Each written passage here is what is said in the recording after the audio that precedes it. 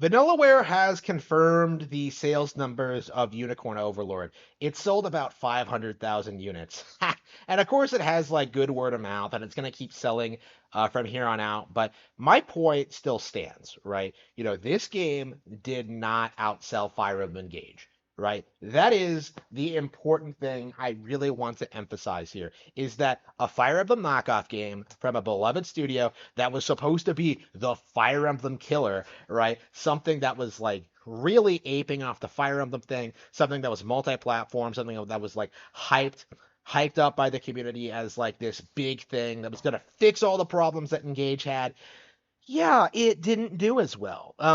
All the memes about how Engage bombed, all the how it was a failure, about how like intelligence systems doesn't know what they're doing, all of them are in the toilet now because Unicorn Overlord did not outsell Fire Emblem Engage. Now, I'm pointing this out because not because I dislike Unicorn Overlord. I actually really, really did enjoy my time with it. But like, the thing about Fire Emblem Engage is that it probably was one of the most downplayed Nintendo titles I've seen in a long, long, long time. Right? I feel like we've been going in this direction since like 2022 where every major Nintendo game that comes out gets like dismissed by the community because it's the last Switch game ever before the Switch 2 comes out, right? So Legends Arceus got hit, um, Scarlet and Violet got hit, Tears of the Kingdom got hit, Mario Wonder got hit, Princess Peach Showtime got hit, and Fire Emblem Engage got hit with that. So Raise and the Lost Demon is another good example, right? Like the narrative being that like, oh, these games are niche, they're not gonna sell consoles, but like they don't need to sell consoles, they just need to be good, they need to be appealing to their audience, and all of those games were excellent, right? Legends ZA, the new one that's coming out in 2025, is probably the biggest game confirmed for Switch right now. Its existence in and of itself debunks the notion that like Switch is going to get Switch 2 is going to come out this year, which by the way, I have not seen a lot of people acknowledge, by the way. I have not seen a lot of people admit that Switch 2 that we've gotten games confirmed for 2025, but no Switch 2 coverage. The completionist is still uploading videos, reviewing Princess Peach Showtime. The Switch 2 is coming, guys. Just hang in there. This is going to be the last major Nintendo game ever. Nonsense. Okay. I remember when people were saying Princess Peach Showtime was going to be a Switch 2 title, and what happened with that, right? Like that was embarrassing. It really was. But anyway, like my point is that like a lot of these games have gone on to be really, really popular and really, really successful, right? Legends Arceus is one of the most beloved Pokemon games in recent memory. I do prefer it over Scarlet and Violet, even though I do enjoy Scarlet and Violet a lot. Legends Arceus did a lot to like evolve the series and do a lot of innovate a little bit, appeal to the older audience, I think, which is something that Pokemon's needed for a while, right?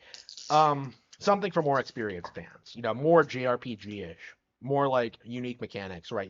Legends Arceus was amazing, and it didn't get the attention it deserved at first, but now that like it's been out for a while, like the community understands that like, yeah, this game is great, this game is wonderful, honestly. It's the same thing with Zelda and Mario Wonder, right? The mass audiences, the plebs, the people on Twitter like tried telling you that like, oh, these games are boring, derivative, uninspired, blah blah blah blah blah, like crying about like Super Mario Bros. Wonder and how it wasn't a major release. Like the actual players consider these like some of the best games in the series ever, right? The narrative that like Nintendo games keep getting worse and worse has completely fallen apart.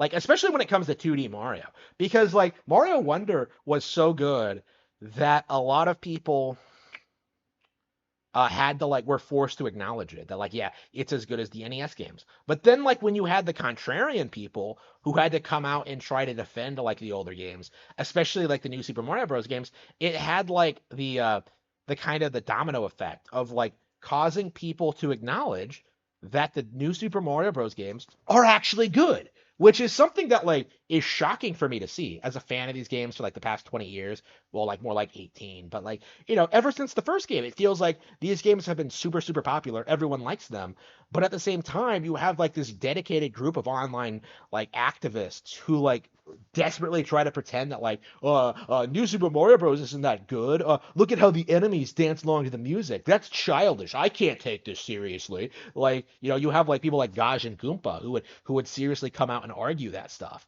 right? Like, oh, we got too many of these games. 4 games in a 6-year period. Yeah, that's about as much as the original set of Super Mario Bros. Games. 1, 2, 3, and World, right? Like, but like, oh, new Super Mario Bros. are more similar. Like, no, there was a lot of evolution with those games. Like, the complaints people had about the level aesthetics and the mechanics and like the difficulty, all of it was like complete crap, right? Like, New Super Mario Bros. Was great, but there was a very long period of time where people did not admit it. And that's kind of what we're seeing now with Fire Emblem Engage, where with Super Mario Bros. Wonder, with Tears of the Kingdom, where the games did extraordinarily well, they're extremely popular. Everybody who likes them has really enjoyed them, but there are a dedicated group of people who are actively trying to downplay these games for their own agenda. Sean Malmstrom. It's kind of crazy seeing him like shill for products like Final Fantasy 16, Stellar Blade, things like that.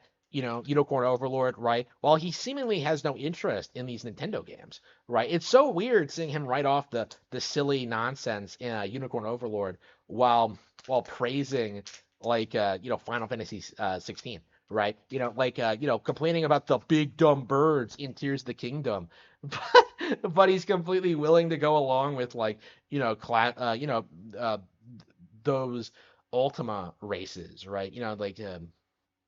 How you have different kinds of people in Ultima. Like, the hypocrisy is amazing, right? The double standard is amazing. And this has been happening for a long time, right? You have that old tweet from Spoonie from like 2011 that keeps popping up on 4chan, like, oh, how many times can Nintendo re-release Ocarina of Time? Like, does he not understand like just how successful the games following Ocarina have been?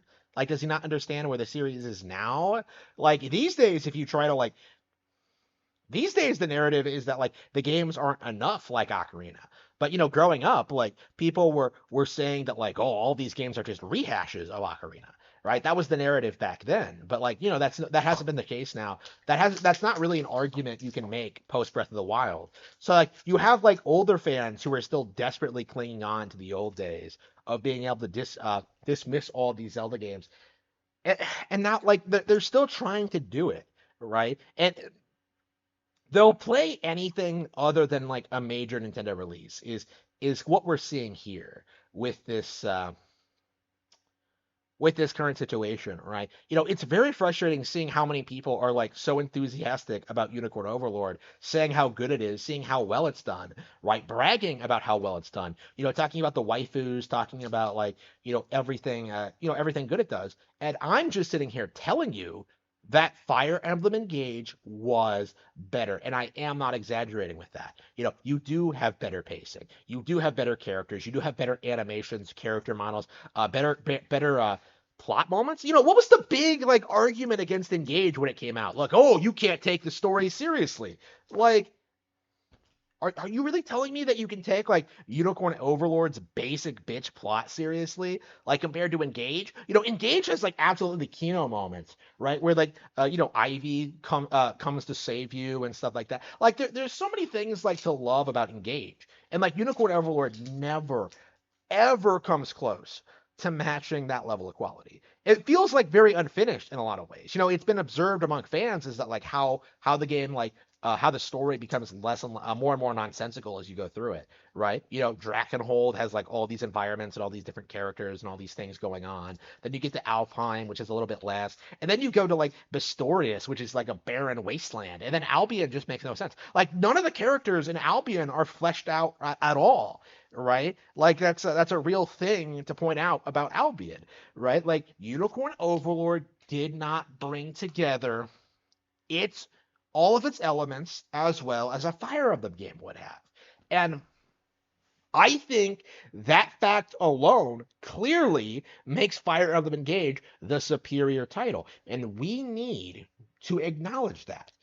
I am very, very tired of seeing the community try to pretend that Fire Emblem Engage is not dominating the strategy RPG genre, right? They are desperately doing everything they can to write it off, and we simply cannot allow this to continue.